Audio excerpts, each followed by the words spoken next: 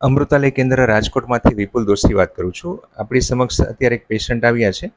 આજથી લગભગ 1.5-2 મહિના પહેલાં આપણી પાસે આવ્યા હતા અને એમને શું તકલીફો હતી અને શું ફેરફાર થયો છે એ આપણે એમના મોઢે સાંભળીએ. બરાબર છે? જી. જય શ્રી કૃષ્ણ. મેં 2 મહિના પહેલાં અહીંયા આવેલી હતી. મને પિત્તાશયમાં અને કિડનીમાં પથરી હતી. 1 મહિના પહેલાં મને 80% રિઝલ્ટ બતાવતું હતું. અત્યારે 100% રિઝલ્ટ સારું છે. મને પથરીનો કાંઈ દુખાવો નથી, પથરી નીકળી ગઈ છે. મને પિત્તાશયમાં પથરી હતી જેનું ઓપરેશન કરાવવું પડે એ સક્સેસ નથી થતું, પણ અહીંયા અમૃતાલયની દવાથી મારે પિત્તાશય નથી કઢાવવું પડ્યું અને 100% રિઝલ્ટ છે.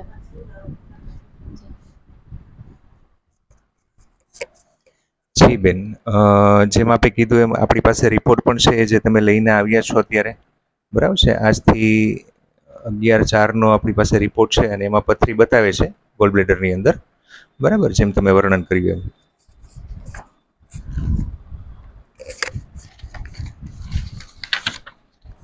અને અત્યારે આપણી પાસે 28/5નો રિપોર્ટ છે અને એની અંદર પણ અત્યારે બતાવે છે આપણને કે સાવ નીલ જેવું જ છે.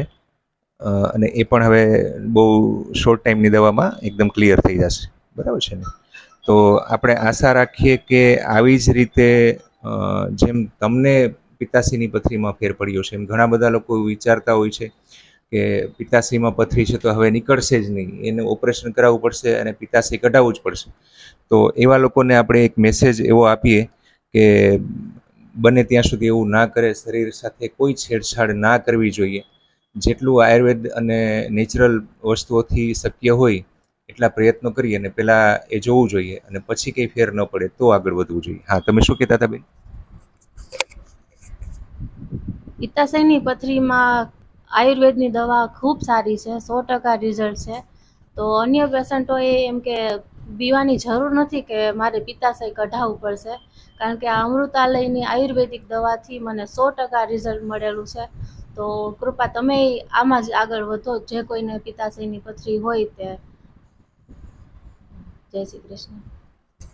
જી બેન, ખૂબ સરસ મેસેજ આપ્યો છે તમે. અને આપણે પણ એવું કહીએ છીએ કે એક વખત પ્રયત્ન જરૂર કરવો જોઈએ. બની શકે કે તમારું પિત્તાશય પણ બચી જાય.